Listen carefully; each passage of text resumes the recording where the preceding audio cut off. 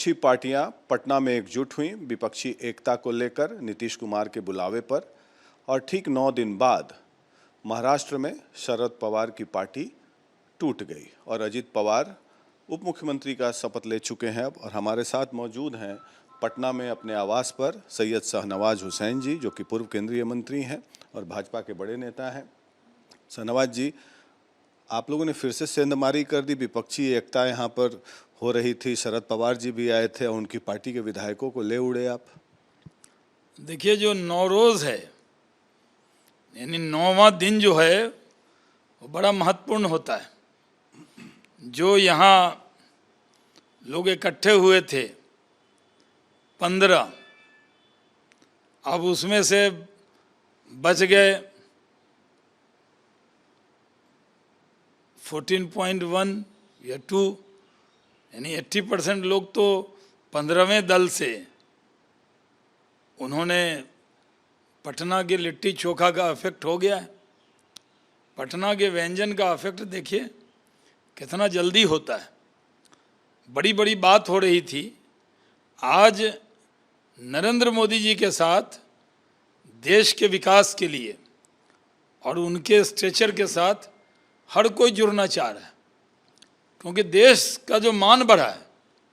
America का tour हुआ तो लगा कोई वर्ल्ड का नेता, तो हर दल चाहता है कि इस मौके को गंवाना नहीं है। और जो आज़ादी के 75वें साल में भारत जो विश्व गुरु की तरफ बढ़ रहा है, उसमें एक बड़ा कदम है कि कई दल जो इनके विचारधारा हमसे नहीं भी मिलती थी, वो देश हित में हमारे साथ आ रहे हैं। और पटना का इफेक्ट अभी मुंबई में दिख गया है। अभी तो ये शुरुआत है, देखिए आगे क्या क्या होता है।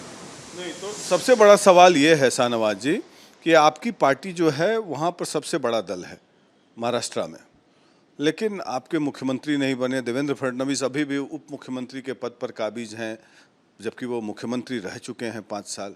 तो आप मुख्यमंत्री पद आप लोगों ने क्यों नहीं लिया? देखिए, हम लोग पद के लिए काम नहीं करते। हमारे प्रधानमंत्री नरेंद्र मोदी जी प्रधान सेवक हैं। उनको आपने देखा कोई इस तरह प्रधानमंत्री वाला रोब डालते हुए? वो तो आम लोगों के बीच में जाते हैं, मेट्रो में चलने लगते हैं, गरीब का पैर धोने लगते हैं। तो पहले था कांग्रेस के ज़माने में कि लाट साहब चले गए, उसकी जगह जो बन गए MLA, MP, minister, chief minister, वो लाट साहब बन गए। अब लाट साहब ही नहीं है। आप कितना ज़्यादा सेवा करते हैं वो ज़्यादा मैटर करता है। तो बीजेपी के लिए ये मैटर नहीं कर रहा कि कौन सा पद बीजेपी के पास है। इस माँ भारती की सेवा में कौन कितना योगदान हम दे सकते हैं। लेकिन सबसे बड़ी बात यह है कि विपक्षी पार्टियां जो हैं एकजुटता का प्रयास कर रही हैं और आप उनको तोड़ने में लगे हुए हैं। तो बिहार में नीतीश कुमार भी सभी विधायकों से 2 दिन पहले रायशुमारी कर रहे हैं। तो क्या उनको भी डर है कुछ? देखिए, ये बड़ी चर्चा रहती है।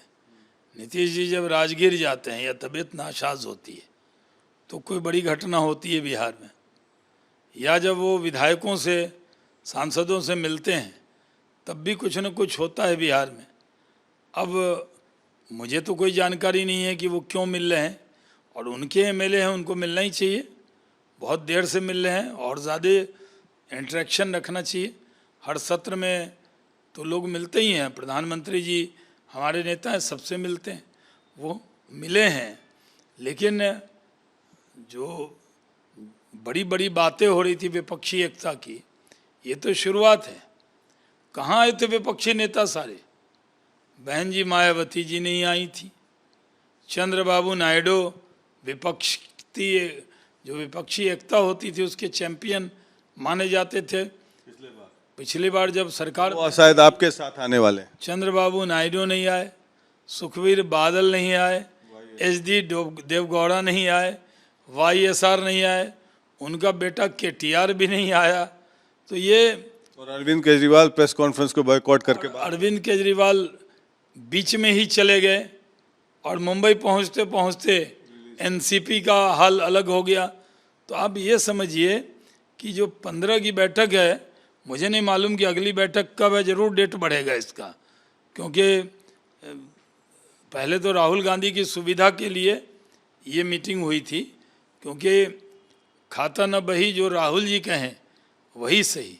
और राहुल जी तो डेट क्यों बढ़ेगा? लेकिन अब ये जो मुंबई इफेक्ट कितना आता है, मुझे नहीं लग रहा कि जो अगला डेट पहले बताए हिमाचल में होगा, फिर कहा बेंगलोर में होगा, फिर कह रहे हैं कि डेट भी बढ़ सकता है, फिर ये भी है।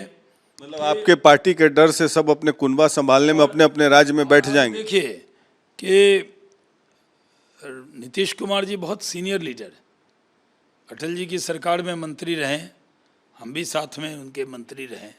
हमने देखा है कि उनका कितना सम्मान अटल जी करते थे। नरेंद्र मोदी जी उनको उनके बारे में कितने अच्छे शब्द बोले।